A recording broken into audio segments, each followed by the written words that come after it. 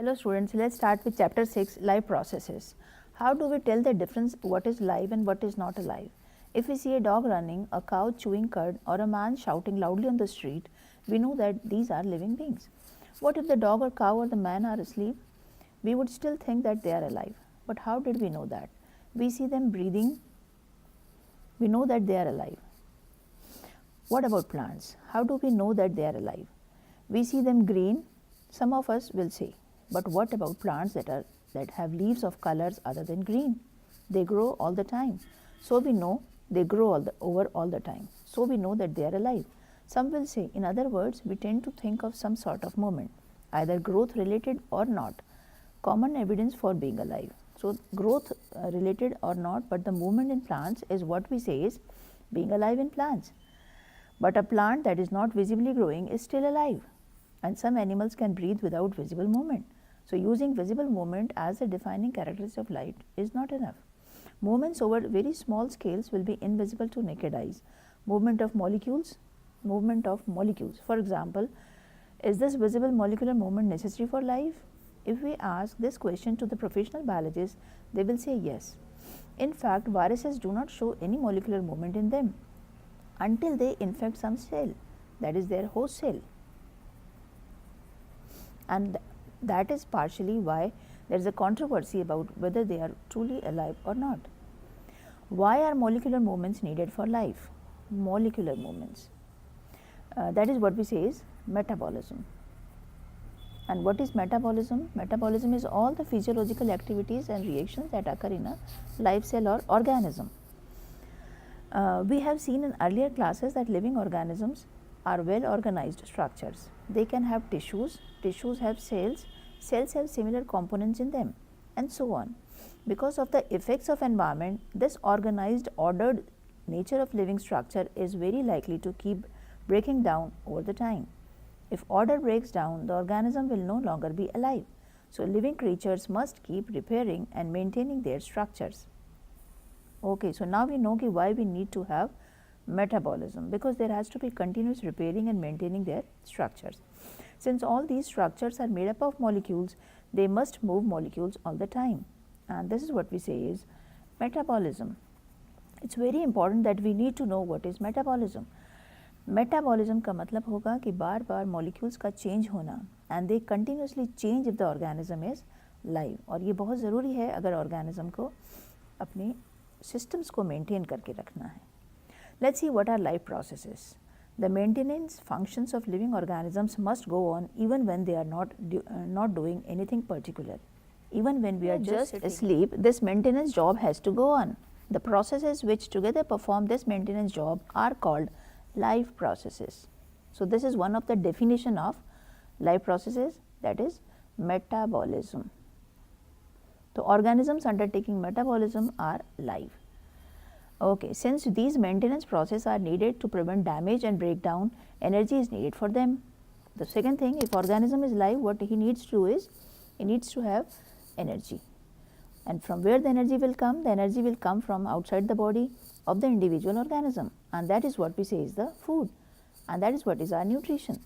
So there must be a process to transfer a source of energy from outside to the body of the organism, which we call as the food, to the inside, a process we commonly call as nutrition. If the body size of the organism is to grow, additional raw material will also be needed for organism from outside. So for why we need energy again to grow. Since life on earth depends on carbon based molecules, most of these food sources are also carbon based. So our food is having more of the carbon, that is hydrocarbons, organic. That is what sources of energy could be quite varied.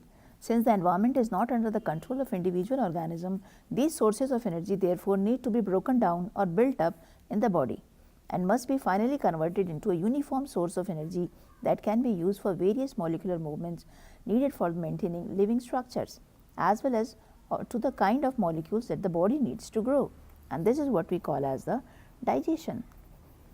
So what is digestion? Breaking down of the complex molecules so that they are converted into a uniform form. Oxidizing, reducing reactions are some of the most common reactions. Most common chemical means to break down molecules. oxidation reduction, that is called redox reactions. For this, many of acquiring oxygen from outside the body, and that is why we need oxygen, that is breathing. And to use it in the process of breakdown of food sources for cellular needs is what we call as respiration. So, now we know why we need nutrition, why we need to undertake respiration. In this case of a single celled organism, no specific organ for taking in food, exchange of gases or removal of waste must be needed, because the entire surface of the organism is in contact with the environment, and that is they can breathe by simply by diffusion. But what happens when the body size of the organism increases and the body design becomes more complex? In multicellular, that is what we say is the multicellular organisms. So, all the cells may not be in direct contact with the surrounding environment. Thus, simple diffusion may not meet the requirement of all the cells, and here this is a requirement of a specialized organ. For breathing.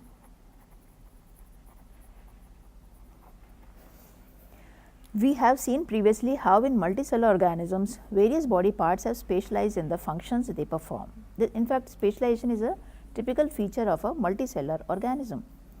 We are familiar with the idea of these specialized tissues, and with their organization in the body of the organism, it is therefore not surprising that the uptake of food and all the oxygen will also be a function of specialized tissue.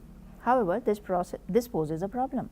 Since the food and oxygen are not taken up at one place in the body of the organism, while all parts of the body need them, the situation creates a need for a transportation, for carrying food and oxygen from one place to another, and that is why we need the process of circulation.